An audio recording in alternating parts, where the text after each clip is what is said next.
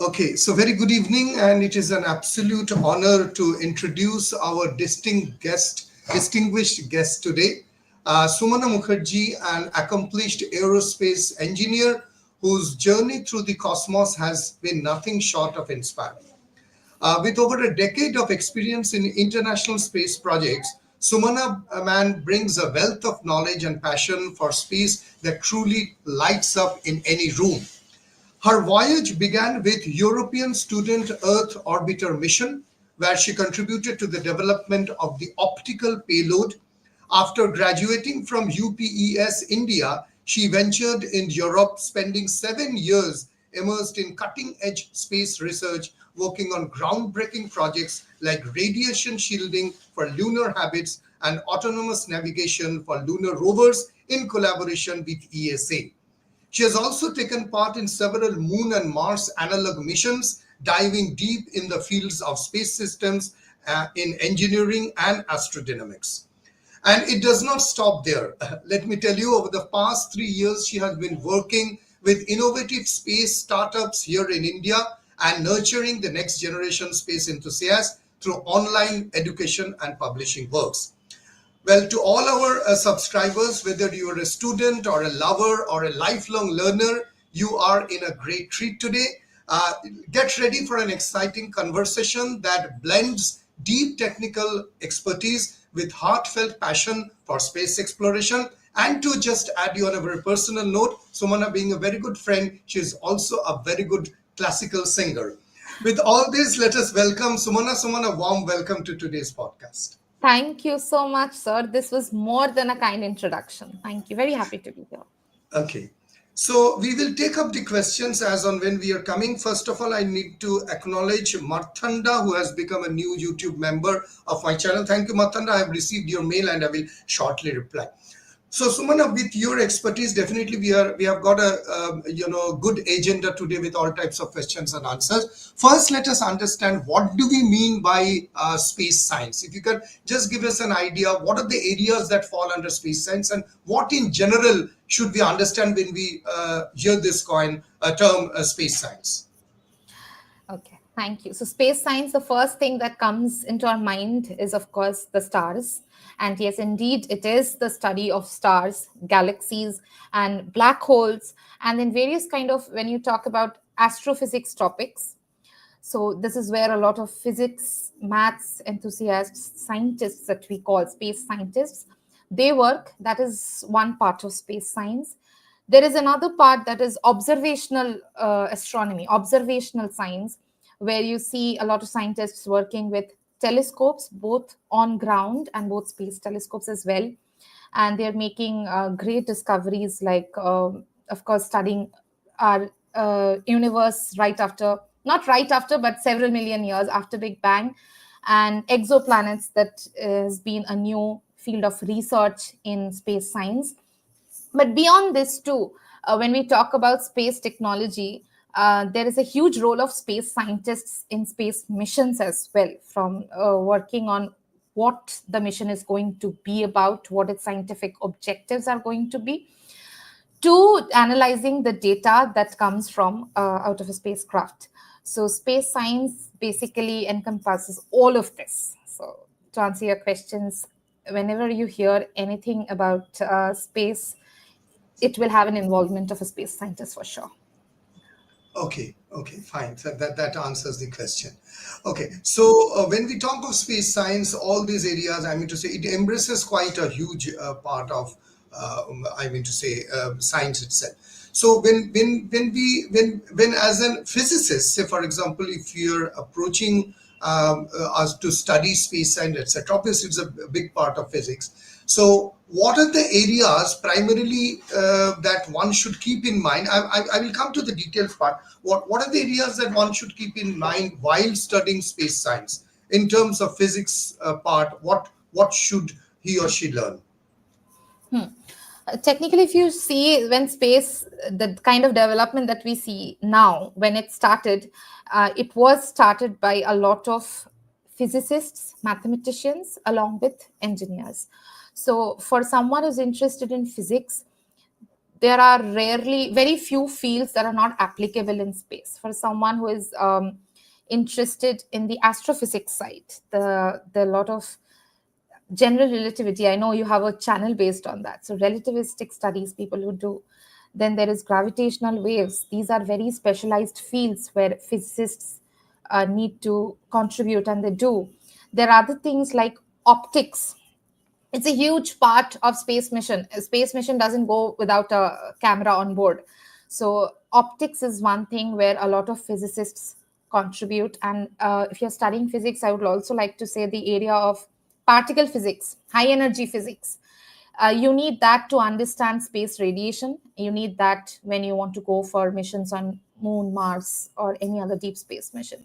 So you can study probably any branch of physics and still apply that to space.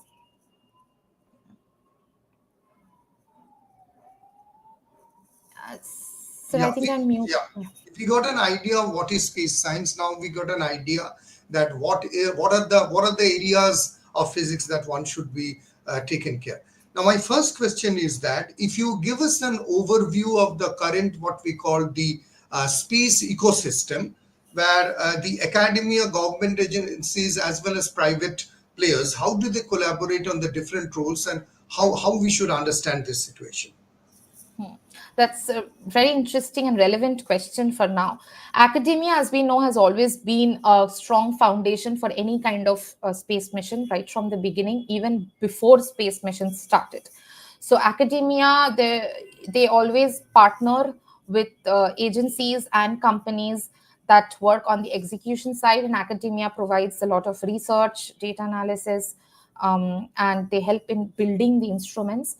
That's where the role of academia was, is, and will always be there as the foundation pillar.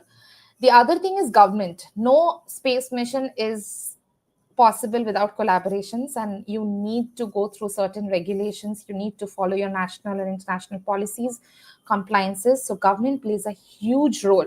We used to think that government is only responsible for providing funding for deep space missions, but honestly, they do a lot more than that. And then comes the private sector.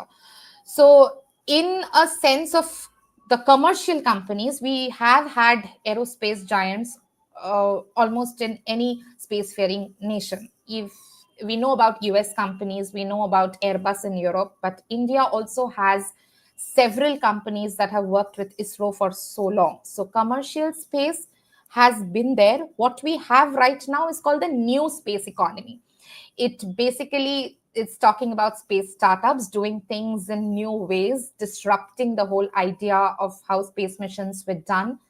And of course, that comes with reducing costs. So right now, academia, government and PSUs, all kinds of agencies, national agencies like ISRO, NASA, ESA, JAXA, along with the private players, they form the entire ecosystem. So the old and new are coming together. Absolutely, then. And now the question is that whenever we talk of space missions or the awareness that is required with the private sector, government, etc., they are coming along. What is required also is a huge amount of money, because these things comes in billions of it. Now, my question is that, okay, we have already got a question. Okay, let us take this question. Sushma Misra is asking, there is no direction in space, then how do we launch space missions with such precision, or how we navigate in space? I was about to come to this question, but thank you, Sushma. This is a very relevant question. Let us take forward, Sumana, with this, then I will go ahead with my question. Yeah. Thank you, Sushma. You have asked the question in my favorite field of space, which is navigation and orbital mechanics. It's very true. There is no direction in space. And what they do is there is a field of study called attitude determination and control system. So every spacecraft goes with certain sensors and actuators. What they do is they take a map of the distant stars that we have. And basically, a lot of spacecrafts navigate themselves based on the constellations that they can see. That is one way. And a star tracker is something that helps you manage that. This other thing is there's also something called sun sensor. So when a spacecraft goes up into space, you need to know your orientation based on the position of the sun, because spacecrafts have solar panels, and they need to recharge their batteries. That can only happen with exposure to sunlight. So we have stars, we have sun, and the third thing is we need to communicate with Earth. So Earth also provides a great directional sense. We call it the nadir direction. When a spacecraft looks down on Earth, it's called nadir. And then what we do is we have coordinate systems called reference frames. There are Newtonian systems that we follow. We fix our origin and we use the axis to figure out where we are. Generally, it is quite relevant to the aerospace industry in the sense that airplane also has three axes: roll, pitch, yaw. So does a satellite. A rocket also has this kind of different directions. It's a very good question.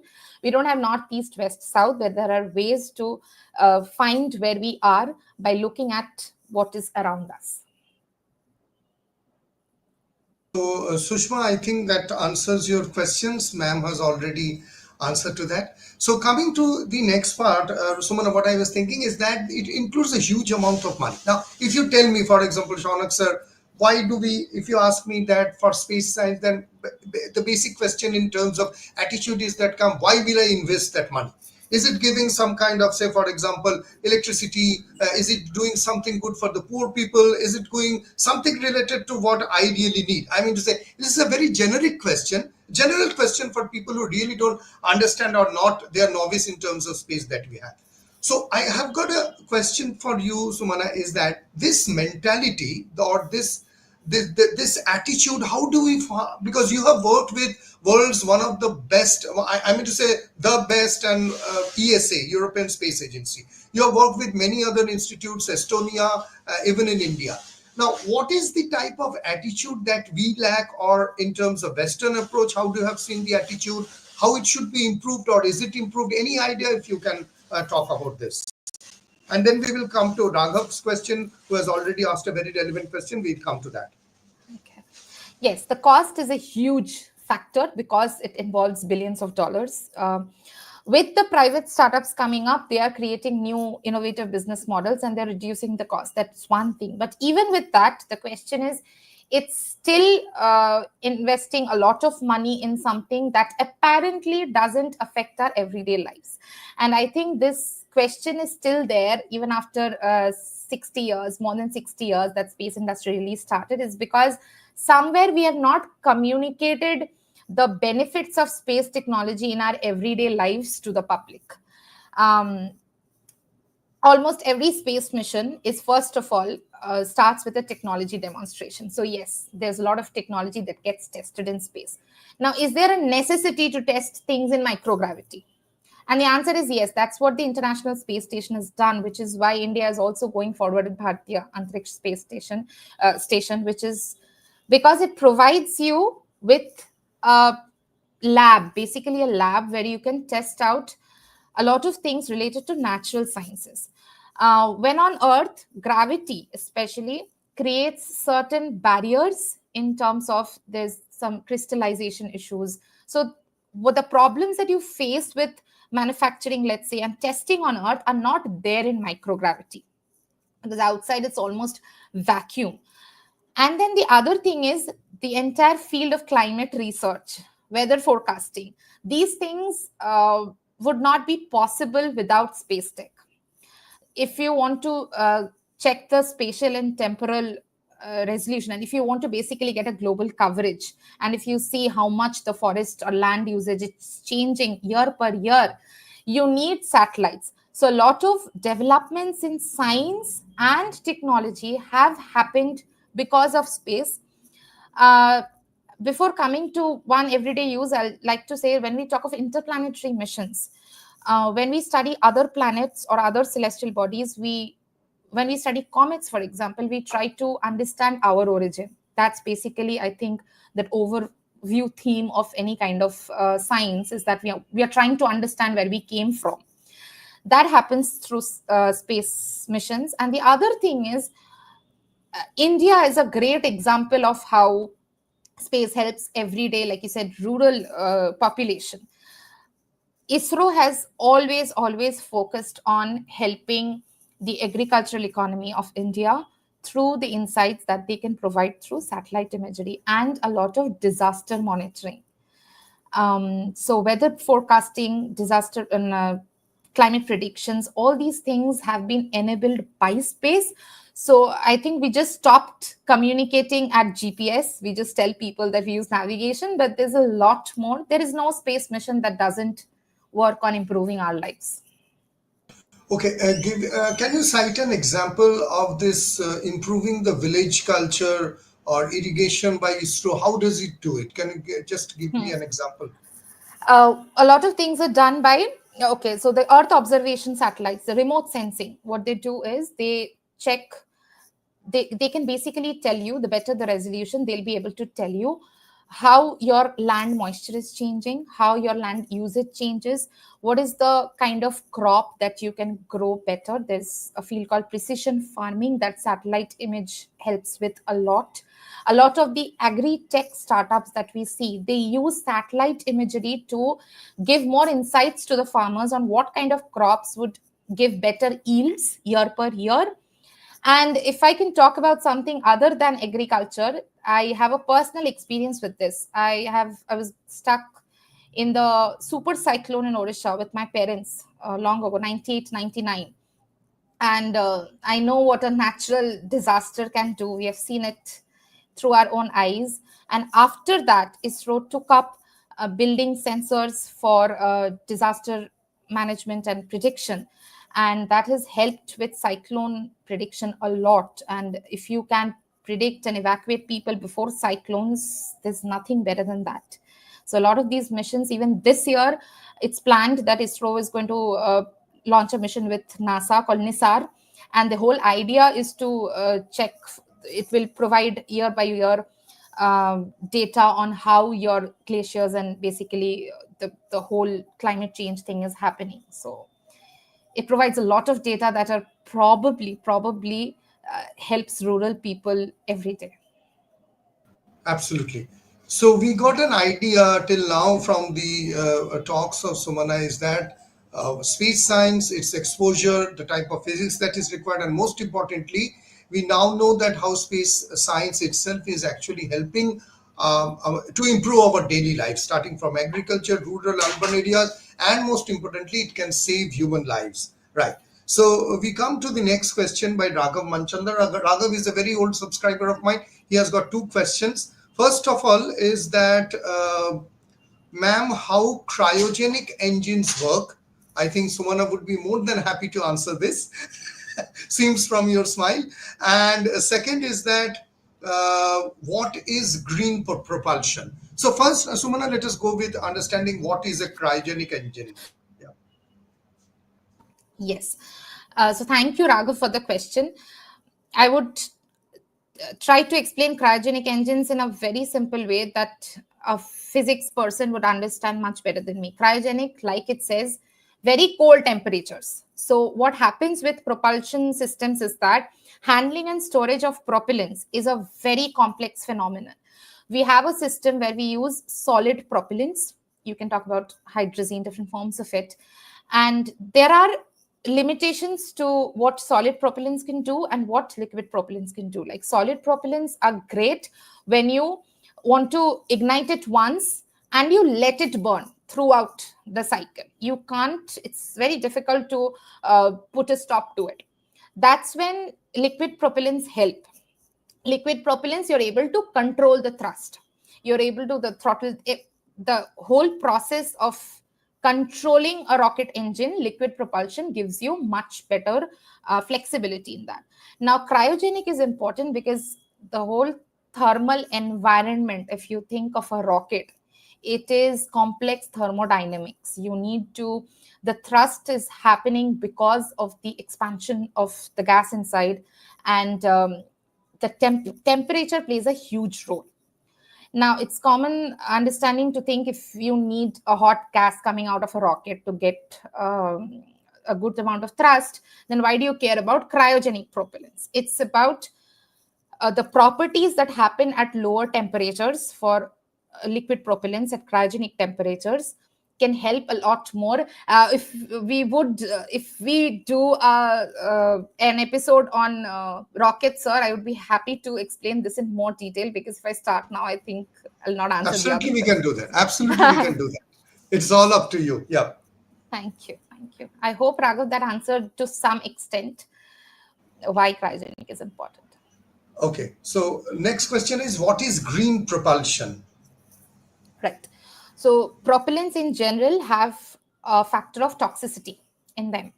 The usual propellants that we use, when you see a rocket launch, a lot of exhaust gases are coming out. Before the complete liftoff happens, after the ignition, it still needs to get off the ground, the most difficult part. And that's when you need a lot more energy to act against gravity, which is when the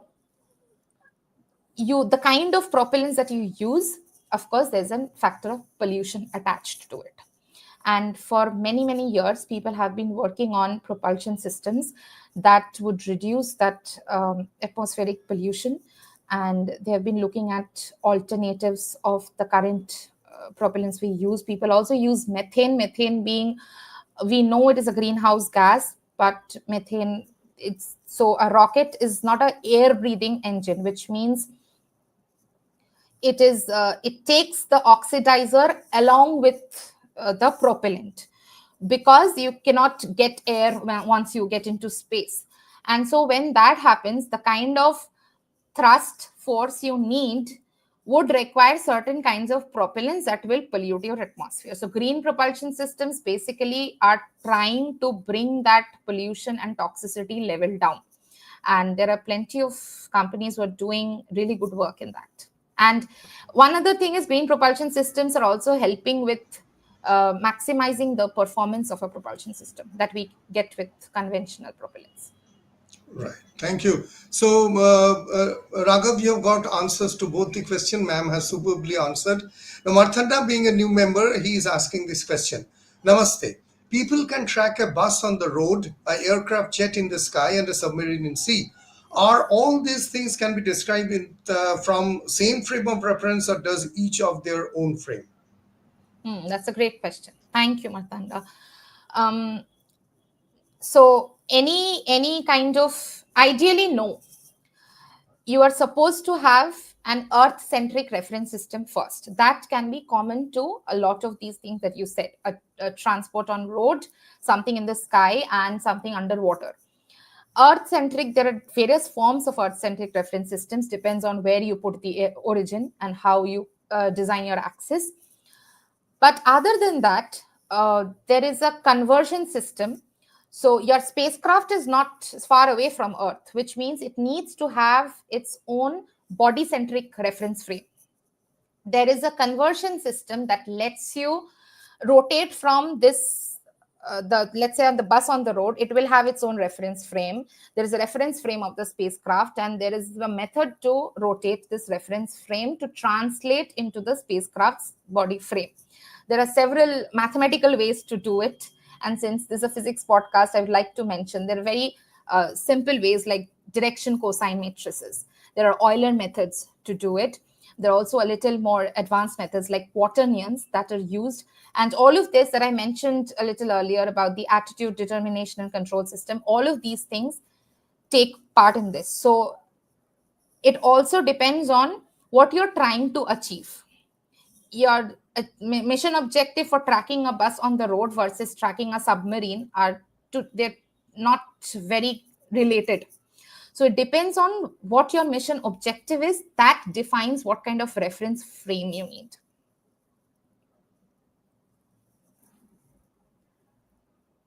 Question, and Raghav Manchanda is telling thank you, ma'am. Okay, so we come to the next part of our discussion. Okay, Raghav has got another question.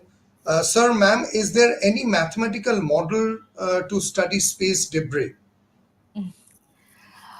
When you say space debris, the biggest problem with space debris is that the debris ranges from a very small, minute size of a few millimeters to it can go up to huge rocket part. So to say that The first problem is that how do you track space debris? So when you talk about space debris mitigation, the first step is you first need to know where your debris is. Only then you can say whether it's approaching your spacecraft and you need to do maneuver or not. So in order for tracking, there are several methods that are used, but if you talk about any one particular mathematical model, there's no such thing. It depends on what you're trying to do. If you're trying to just see there was a collision in space and where all the debris went, it's very hard because there's a thing called Kessler syndrome, and it basically means that when you create one set of debris and it goes and hits another particle and that creates more debris, so it's a cascading effect. So it becomes almost impossible to figure out where all your debris went. So for mathematical models, people are focusing on the tracking part, and then of course there is one interesting part is how do you capture debris. That has a lot of control systems dynamics involved where different mathematical models are used, but space debris is a field in itself.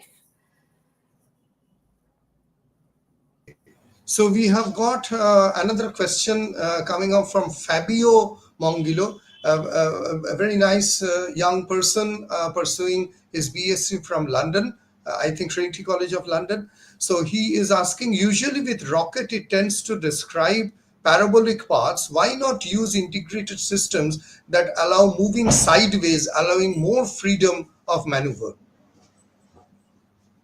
Thank you, Fabio. Again, a great question. So when we see a rocket moving upwards, and then it takes a curvilinear path because it has to orbit the Earth. It can't go just keep going straight. And the reason you don't want too many movements is because when the rocket is moving upwards, it experiences a lot of aerodynamic pressure.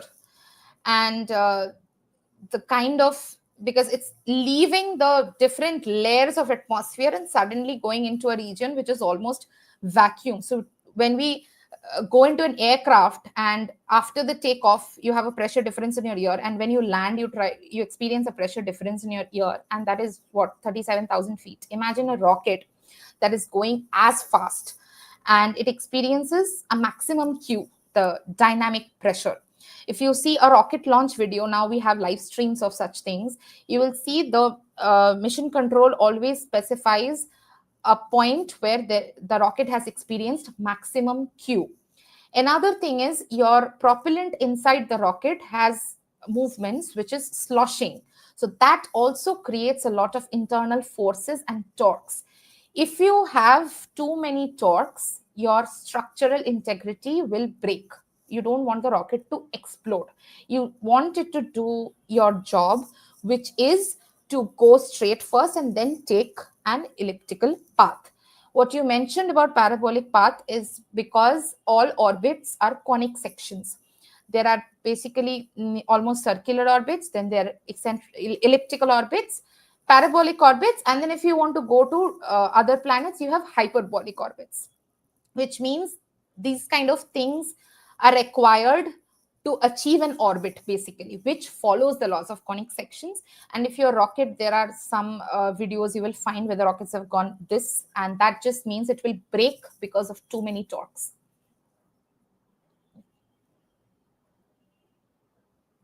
Fabio, that answers your questions. So Mathinda is already telling thank you for the answer. And Fabio is telling following unless some mathematical constraints that makes sense. So different layers of atmosphere. Okay. Another question coming up. Okay, Fabio is telling very useful answer. I'm so happy.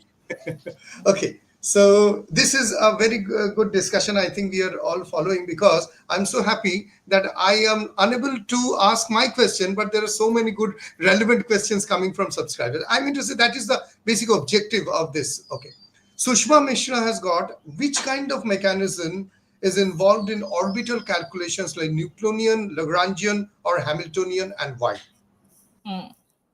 Thank you, Sushma. And I would like to say, I think you come from a mathematics and physics background, which is why you asked this question. So every orbital mechanics first person would start with Newtonian. You want to start with certain assumptions, and you want to start with Newtonian calculations, because when you do the first few iterations, you do not involve a lot of higher order terms. You do not involve a lot of complexities, because you first want to understand what kind of equipments you need and what kind of orbits you need, what kind of flight dynamics you need to achieve your mission objective. And then, yes, Lagrangian is used, Hamiltonian is used, but these are mostly used by scientists, let's say, dealing with orbital perturbations, dealing with different kind of designing orbits. And there are different use cases for this. People who do a lot of gravity calculations, they try to map the gravity field of Earth, or they're trying to go to other planets. That's when a lot of these complex calculations come in, and you have to use Hamiltonian and Lagrangian. But if you talk about regular space missions in the low Earth orbit, it the initial part stays with Newtonian. It helps keep the simulations simple. It also helps use less computational resources, because you need to use computer simulations to first get an idea of your satellite. So all these initially that I said, there is barely any field of maths or physics that is not used. All of these are used based on what your mission is about. Absolutely. So, Sushma, I think you got a very wonderful answer. If you have anything else, you can ask. Fabio is already telling that this is a very useful answer. Okay, before I go to the next question, this Lagrangian actually, okay, this is another question. Rudra is asking, max human life 120 years. If you want to visit the planet, which is very far away, how go about it? Excellent question. Excellent question, Rudra. Thank you. Um, well, the first easiest thing I would say is to find some scientists who are working on increasing our average lifespan, because that will be far easier and than what we are, the stage we are at right now. Now, having said that, it does not mean that will always be like this. There are several advancements that have been made in propulsion systems and in astrodynamics. If you have seen the movie Interstellar, it talks about a wormhole, which basically reduces your time by manipulating the space-time fabric, and it helps you reach from point A to point B much faster. But we are not living in an age where we can go at a speed of those Star Wars movies, or we can even think of going from one place to another through a wormhole.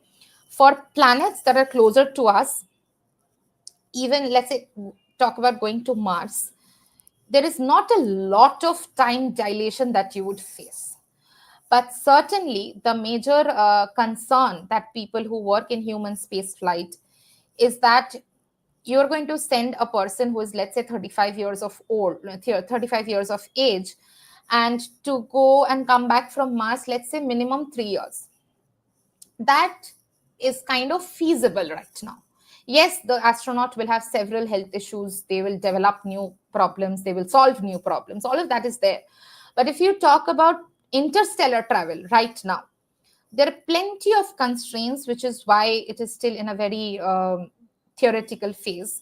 First is the speed of light. You cannot do anything about it. There are ways to change it, but again, it's at a very science fiction level now. So if you want to go to a different planet, I would suggest traveling to Mars or maybe Europa, Jupiter's moon, where there may be chance. But with the risks involved, wait for it. Wait for something. Right. And Moonshan is already have given an answer using a Yes. warp drive. Warp drive. Yes. Yes. Absolutely. Before I take ahead the question, when we're talking of the Lagrangian and Hamiltonian, so Mona, if you give us a fairly simple understanding that what are Lagrangian points and why do we use Lagrangian points in order to send a particular satellite so that the pictures are better or something, I want to hear from you because you're the best. Thank you. Um, okay, Lagrangian points come as a result of the three body problem that we have in space, where we assume that there are two large bodies and the third body is a smaller spacecraft whose mass is negligible compared to the larger bodies. And what happens is Lagrangian points are those points in space when I'll give the example of Sun, Earth, and a spacecraft traveling around them. So in the sun earth system, you get 5 solutions to the equations when you solve three body problems. Even if you consider circular restricted three body problem, the results you will get is the 5 solutions. And those 5 solutions are the 5 Lagrangian points, where basically there is certain kind of a gravitational equilibrium. Now, there is a lot of confusion in the definition of Lagrangian points, but ideally it is the balance of the centrifugal force that the smaller spacecraft needs to stay in orbit with the gravitational forces of the larger bodies. So for a sun earth system, you have 5 Lagrangian points where you can place your spacecraft relatively stably. Now, if now each Lagrangian point has its own advantages and disadvantages. For the first three, L1, L2, L3. L1 is between Sun and Earth. There's another point L2, which is beyond Earth. If this is Sun, this is Earth. This is the third L2 point. And there is L3, which is on the opposite direction of the Sun. So Sun here, Earth here, L3 is on the other side. Now, there are two other points, L4 and L5. L1, L2, and 3 are not very stable. L4 and L5 happen in 60-degree angles. So this is the two bodies. If you draw a triangle here, this is 60 degree, this is 60 degree, this is L4 and L5. Now, we have very good examples of recent missions that helps tell us why Lagrangian points are so important. I'll start with L1, and of course, the Aditya L1 spacecraft of ISRO that we have heard about. L1 provides an advantage that you get an uninterrupted view of the sun. You're talking about a solar observatory, so of course, you don't want too many eclipse modes. You want to view the sun as much as possible. So L1 point gives you that advantage. L2 point is James Webb Space Telescope that we know. It's so far from Earth, and you want it. So the job of JWST is to give us the pictures that happened billions of years ago after the Big Bang.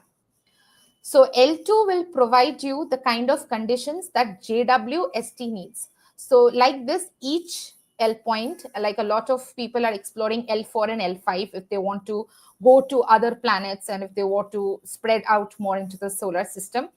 But basically, in a three-body system, your equilibrium is very important because you do not want too many perturbations. You basically do not want too many correction maneuvers to be done on the spacecraft. That's why these equilibrium points are very, very important. Right. So that is answers my question. Thank you. Now I would return back to subscribers' question, which are the most important. Fabio has got another question. What are your thoughts about the development of fusion rockets that would reduce the size of the rockets and similar payload total and increase partly the actual speeds? Thank you, Fabio. That's definitely one of the on the research side, one of the very important part of fusion rockets. People also Just talk to about. interfere, I have already uploaded your this PDF, Sumana, to tell you on this. Whenever you need it, let me know so that I can share. Okay, sure, sir. Thank you. So, unfortunately, I did not put a picture of fusion rocket on that. But yes, these kind of research and development are very, very important because propulsion system is where a lot of the R&D goes in bigger space agencies. There are various kinds of rockets like fusion rockets that are being developed. And the whole idea is that first you need to reduce this time taken to go from one place to another. And that is not just speed as a metric. There are other metrics too, like ISP, which is specific impulse. Along with thrust, ISP is a very important parameter that tells you how much propellant will give what kind of performance in terms of a propulsion system. So currently, the kind of chemical propulsion we use, we know that it helps us in low Earth orbit or probably geostationary orbit. It helps us with the kind of space technology we want right now. But fusion rockets, all the other kinds of advanced rockets, the entire field of nuclear propulsion is probably where our future lies if we want to talk about interstellar travel and going farther. So my view is that we need more people working on these. Right. Okay. So Fabio got your answer. Moonshine has got a question. If spaceship is in outer space about 50 light years ago, does the communication center observe 50 years ago spaceship? Wonderful question. Yes, yes. If the light takes its time, so if what the light we are seeing, be it a spacecraft or a distant planet or a star, the light that we are seeing is what happened when the light started traveling from that place. So yes, if the light took, let's say, I won't say 50 light years ago, because light years really is not a metric of time. It tells you how far it is. So yes, if it, let's say, takes 5 years to reach us, if a signal from Mars takes 20 minutes to reach us, it means yes, we are looking at what the astronaut has told us 20 minutes ago. That answers the question. Okay. Fabio is appreciating Sumana. It's telling, Madam, you're very clear to explain topics. Very good. Thank Okay. you. Rudra has got another question. There is an escape velocity for Earth about 11.2 kilometer per second. Is there such escape velocity for our solar system too? The very nice question, Rudra. Thank you. So yes, escape velocity comes, a big factor is that what kind of gravitational attraction are you trying to escape from?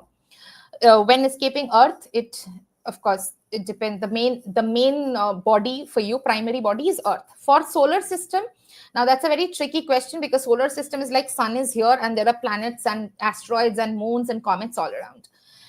But there is heliosphere and there is something called heliopause as well. So when you, oh, we are not allowed to say Pluto is a planet anymore, uh, but when you cross Neptune, let's say, you have different kinds of layers. There's Oort cloud, and there's these icy bodies that are surrounding all these outer planets.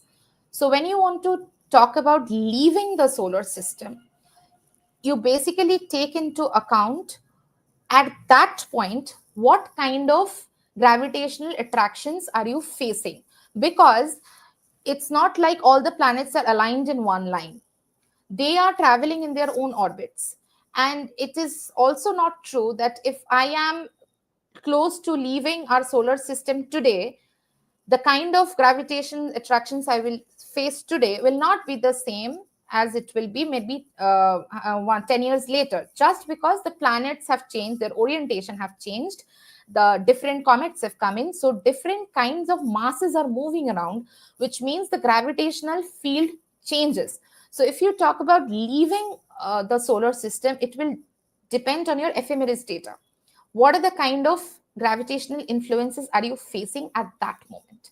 So yes, you need to consider a kind of velocity to completely go out. Right.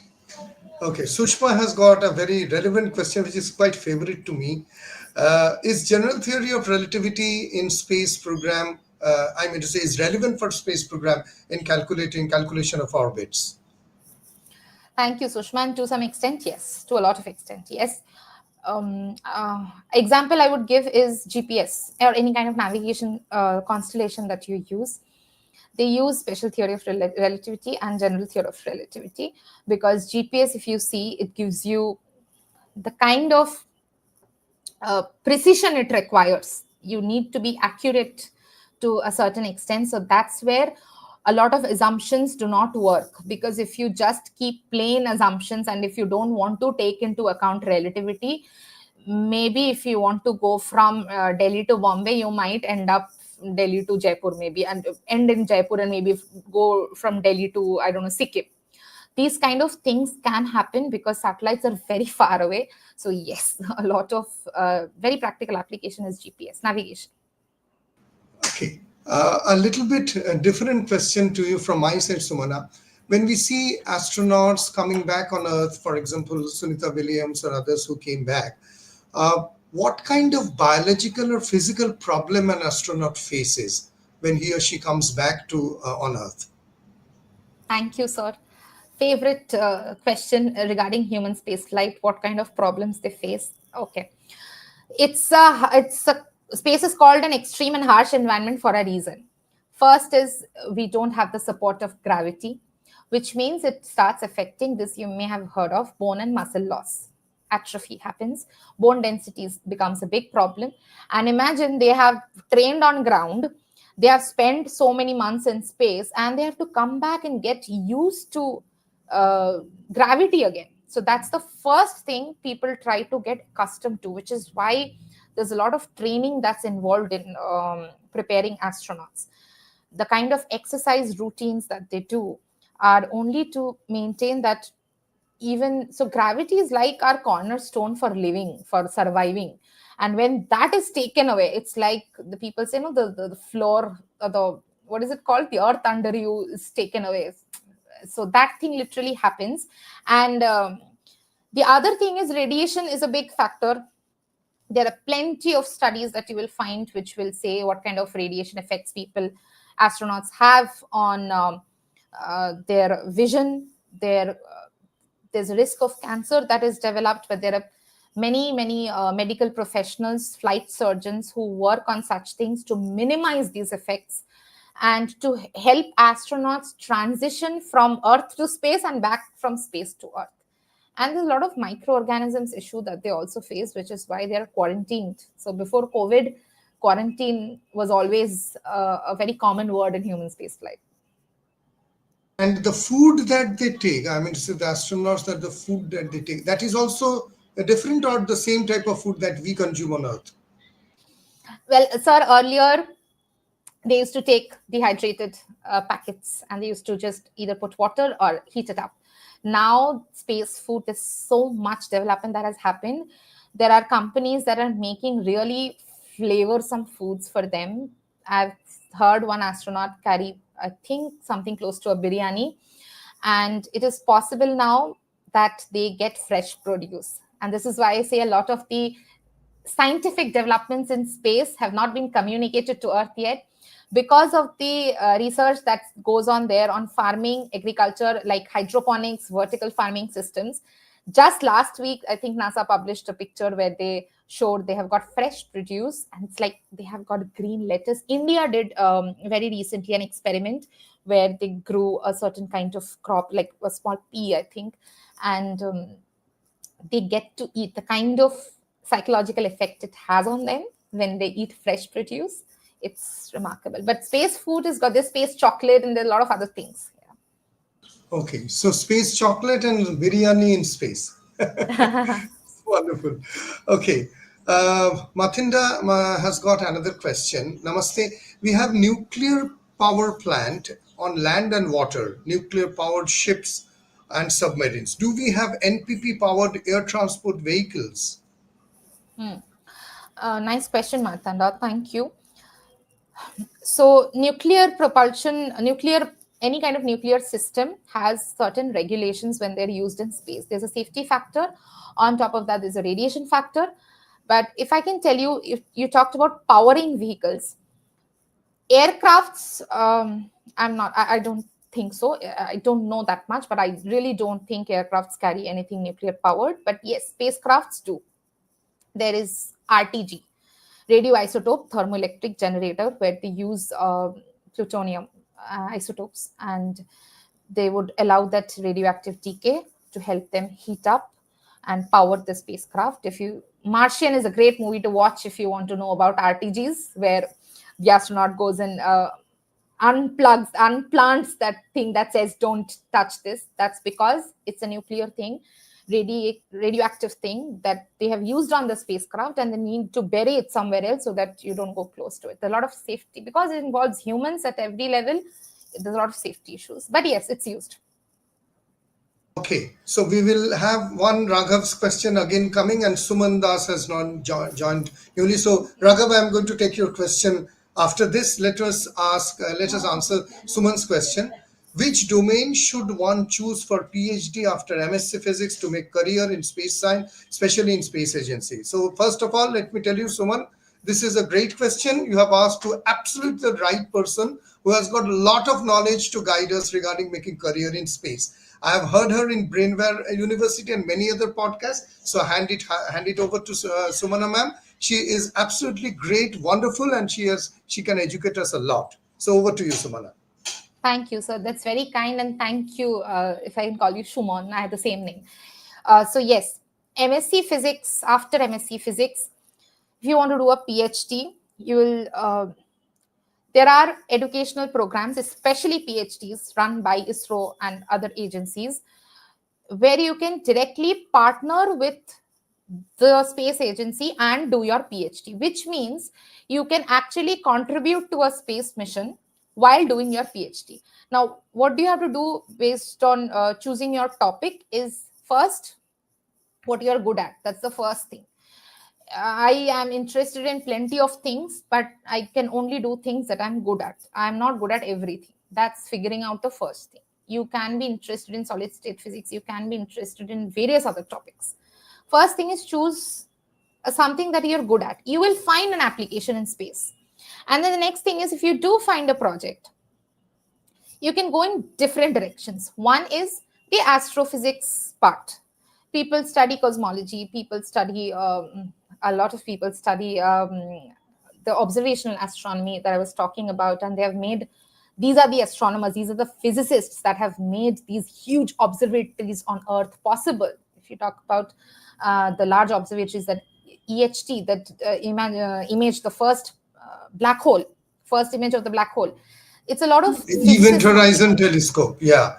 Yes, Event I Horizon. just before that we got on my other channel Mr. Saurav coming in just to tell you he is actually working with Event Horizon Telescope at Max Planck Institute of Radio Astronomy. So in that podcast, Sumana, he has talked and showed various images of EHTs, basically working with EHT on black hole imaging. So it was wonderful. I also didn't come to know a lot about EHT, how it helps in Horizon Telescope. So that was also on my other channels. So that was good. Anyway, yeah, coming back to you. Sorry. Yes, no, thank you. Thank you. That's a great addition. So, telescope and both on ground and space are very interesting to physicists, of course, and they contribute on different levels. If you are going to do a PhD in physics, you need to understand payloads development very, very well. You're going to be the one helping with setting the scientific objectives of a mission. If it's a remote sensing mission, you have a different purpose. If you're going for a observing, let's say, doing orbits around Mars, you have a different mission objective, and that's where you need to use remote sensing, but in a different environment. But there is also a lot of other fields, like very recently JWST found dimethyl sulfide on exoplanet, and exoplanet research has picked up so rapidly all around the world, and that is one field where a lot of academics spend their time in, because astronomy, astrophysics, they deal with a lot of data, large volumes of data. They do a lot of computer simulations. So you would probably be working on ML models and develop new algorithms for AI. That is one field. Then there are, I mentioned optics. So if you go to, let's say, ISRO, and if you start working with someone on, let's say, the NISAR mission, you would be working on the optical payload of the mission. So first, figure out what you like to study. If you think that you would have the patience to study a black hole, you must ask a lot of the scientists working in this field, because it takes a lot of patience. If you are someone who loves this instant gratification, then stay away from space, honestly. But if you want a very rewarding, fulfilling career, this is the way to go, because once you start studying, and let's say even if you don't make a breakthrough discovery in your entire life, still what you will do throughout, right from your MSc and PhD, will be far more rewarding for you, much more fulfilling. And of course, there are missions like AstroSat and even Mangalyaan. They collaborate with academic institutes. So when you go for a PhD, try to find out if there is a way the lab or the professor is working on a space mission. IISc, for example, IITs, they take a lot of physics students, MSc physics students, and they directly work on space missions. So choose what you want to do, and then you will find a place. Before I go to the next few questions again coming up, someone I need to take a little bit of time of yours. So, how did you, Sumana, started your career after graduating? What was your path? How you ended up in ESA? If you can just in short tell us. Huh. That would be an inspirational story for all of us. Yes, thank you. First thing I would definitely like to say that as an international, I'm still an Indian citizen and I cannot work with a foreign national agency directly. So when I say that I worked with ESA, it was a project, but I was hired by their academic partners. And it wasn't, so like I said, academia, government, private, they all work together. So as an international citizen, I cannot be hired directly by ESA. But you can definitely work on the same mission that they're working in through contractors and academia. And I started by actually before graduating. I was extremely fortunate because we had one professor in college who had a lot of experience in space all around the world. And he was the first one who we had a satellite project. CubeSat was a very new thing in India, and we were already there was a running satellite project in college. So I started first by reading everything he gave me to read, and then figuring out, okay, what is it that I like. I initially started with satellite propulsion, and then my first experience, the European Student Earth Orbiter, was an actual mission. It launched in 2018. I got to work on it as an intern, and because it was a student project itself, the entire satellite project was a student project across Europe. That was the first mission. After that, yes, when I went for masters and later, those were with in uh, more full-time positions than this one. Okay. Quick questions coming up. Let us think because almost an hour. Raghav Manchanda is asking, ma'am, what kind of rocket propulsion helps to do interstellar travel? Raghav, ionic propulsion, people want to talk about a lot of electric propulsion systems. Chemical propulsion, if you look a little into what kind of thrust and specific impulse it provides, you will realize why it is not the ideal choice for interstellar travel. But nuclear propulsion, and there are various kinds of, I'll give you an example of a research that has been going on for many years, VASIMR. I sometimes even forget the full form, but there are plenty of these interesting propulsion systems that people are working on. And so anything other than chemical propulsion is better choice for interstellar travel. Okay. Fabio is asking that question scientific as physicists. Let us suppose we travel at speeds half or one fourth of the speed of light, I think C, or lower speeds but higher than the actual with our rocket. How do we deal with external radiations and small bodies? Yes, thank you, Fabio. So, of course, the question you asked is about we talk about disintegration at higher speeds.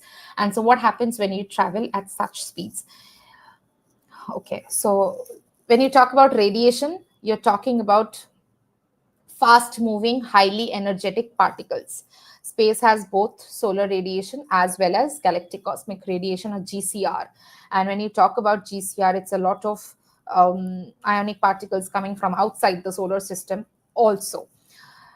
For small bodies and for the radiation on, let's say, humans also, speed is definitely an important factor, but it actually depends on you as a human. If I tell you, or let's say an electronic sensor, how much of radiation are you getting exposed to? Your spacecraft will have shielding. Most probably the clothes you will also have shielding. So the question really is, at that speed, how much of radiation are you getting exposed to? If that means that, yes, okay, this is worse for me than traveling at a normal speed and walking on moon, because high energetic particles just pass through you and just ionize molecules, and that is getting worse, then of course that's also a bigger consideration why you don't want to increase your speed so much. And given that we can't really test it by taking someone at such speed, it is all done in simulations right now, and this kind of modeling is done on very complex particle physics software, where it depends on how much water content you have, which provides some natural shielding. But yes, it's a very complex field of study that people are still trying to navigate. Okay. He is also asking, since we know that the mass increase with speed close to the speed of light, so even a small mass can cause massive damages. Is the research developing new ideas to solve this? Thank you, Fabio. And a good example of this would be what you said, a small mass causing massive damages is space debris. That's why space debris is such a huge concern, is because a small mass will still need to travel at a very high speed when it's in orbit. Otherwise, it will fall. The whole idea of orbit is that it is missing the Earth, and which means if a small particle travels at, let's say, 7.5 kilometers per second, it goes and hits a bigger spacecraft, and it's called a hypervelocity impact, and it can cause massive damages. Google search some images of debris, micrometeoroid impacts on spacecrafts, and you will see people are working on different kinds of shielding. Like there's a thing, very popular thing called Whipple shield, and what it does is basically reduces the speed at which the debris or any outside material is hitting your spacecraft or your body. When you reduce the speed, of course, it's the all the idea of the momentum. If you reduce that, then your damage is also less. So yes, there are lots of research that is happening because it is very relevant for meteoroids and debris.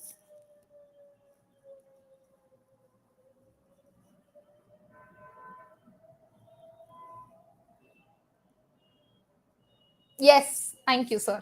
Yes. This is the image that tells that this is the damage of a tiny speck of space debris, which can do at 15,000 miles per hour. Yep. Yep. So the people are trying to, they already have tested such shields in space, and there are plenty of organizations and companies that are working on reducing the damages caused by these hypervelocity impacts. Right. Okay. Sushma Misra is asking, what are quantum satellites? I'm sorry, Sushma, I myself don't know. Quantum satellite, I don't know. Probably it means it involves some sort of onboard. I don't want to guess. I really don't know. Okay, no problem. Question from Rudra is that how about launching rockets in space from space station? This way bigger rockets could be sent away in space. Hmm. That's a good line of questioning, Rudra. It's a what they have tried is, so launching a rocket involves a lot of other infrastructure as well. So instead of launching it from space station, what they want to do is build it on moon, because one is moon has do not it does not have so much gravity as Earth, which means you will require less thrust. On top of that, moon also doesn't have an atmosphere, which means when you go up, you will face less external forces, so less aerodynamic drag, which is good for a rocket. And this is the reason everybody says that if we want to go to Mars, it's maybe a better idea to use moon as a launch pad.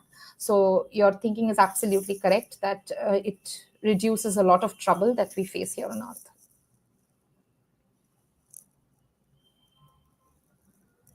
An hour completed, Sumana. We need to end this podcast. It was lovely talking to you. But before we leave, one last question, or rather, two quick questions to you. The space sector, how, with the emergence of the SpaceX and Blue Origin, what has actually changed in the sector with the rise of these private companies? Right. Thank you, sir. One thing is what we always see in the news is the cost factor, that with the reusable rockets, they have reduced the cost of taking per kilogram of an object to space launching. But that is just one part. There are several other things that what I said, the new space companies are doing, is that they're kind of changing the way things have been done traditionally. Missions are being done much faster.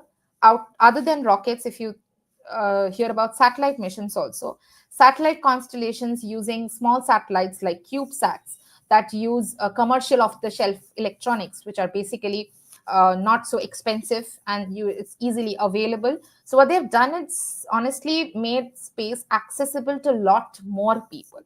And of course, they're opening up new business opportunities, like using space data and using it for different kinds of industries. So with so many private companies like SpaceX and Blue Origin coming up, they are addressing different problems in the whole space economy. So they have basically opened up space to a lot of people. And my last question to you is that what advice would you like to give students or enthusiasts who want to be a part of the space sector? Well, my favorite question, yes, is only that if you're good at your own skills, of course, this is a more for a science audience. So I would say, see, science and maths is where everything starts. So just be good at what you are and try to be the best at it, because there is very little room for mistake in space, and they involve a lot of money, they involve a lot of safety issues also. So it's not like you can just experiment just for the sake of experimenting without knowing what you're doing. So the only advice is, if you're studying any kind of STEM subject, maths, science, anything, you already have an advantage of working directly in space missions. Just try to explore different fields. Don't try to just read what's coming out in the news. There are plenty of online materials where you can find what is being done by smaller companies, larger companies, organization, and you will see that your field of study has a direct application. This question I have to take from Suman Das. Suman is asking, ma'am, one more question. My spatial paper in MSc is solid state physics. So, solid state physics, material science, or experimental astrophysics, astronomical instrumentation, which one is better to choose? Okay, I would say that if you're doing an MSc in solid state physics, of course, the first one goes through the instrumentation. The first thing that comes to mind is choosing instrumentation. But I would also like to say, try to see where you have more prospects. Do a little bit of research and see, because see, if you're, just for example, ISRO hires MSc MTech people on a requirement basis. So if don't try to be too rigid and confine yourself that, okay, I'm going to do only for instrumentation. If you see an vacancy somewhere and it fits with your skills in MSc in solid state physics, then go for it, because you never know, you may be able to explore a much bigger field, or there will be a way that you can shift to something that you originally wanted to do. Just don't be too rigid. Try to look at what prospects are there. Right, very good advice. Fabio Mongio is telling very good podcast, very informative.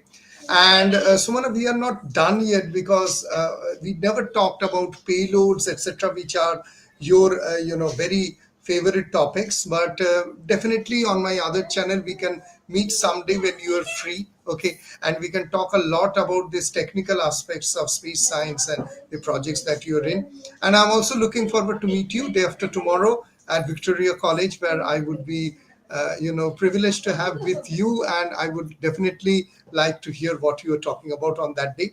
So that's it. Rudra is telling nice session. Thank you. So Sumana, thank you very much, and thank you all for these wonderful questions. Do you want to share something about today's experience to the subscribers and viewers who were there? Yes, sir, sure. But firstly, I would like to say I do love your podcast. I like the way you speak offline to students. There is a certain way that you speak that makes the students want to listen to you, which is something I'm trying to learn from you. But also the kind of podcast that you're running. I watch your podcasts live, and it's very, very educational and helpful for everyone. And since I'm not from a physics background, I have literally sat with a pen and paper to take notes. So first, thank you for this. And I love this idea of doing a live podcast. The podcast that I do is pre-recorded. For the only reason is that live is honestly more difficult. Okay, But just one yeah, question, just to yeah. interfere. On your channel, I just wanted to tell the viewers that Sumana also has got a YouTube channel where she puts on podcasts that she does. It is there in the description box. Now, I watched certain podcast with a foreigner woman, I think Orbiter podcast or something, which was named your name, and then what was that? I mean to say, can you tell me a little bit what was the, because I cannot understand anything about space science, Oh, no, those no, tech. no, no, sir.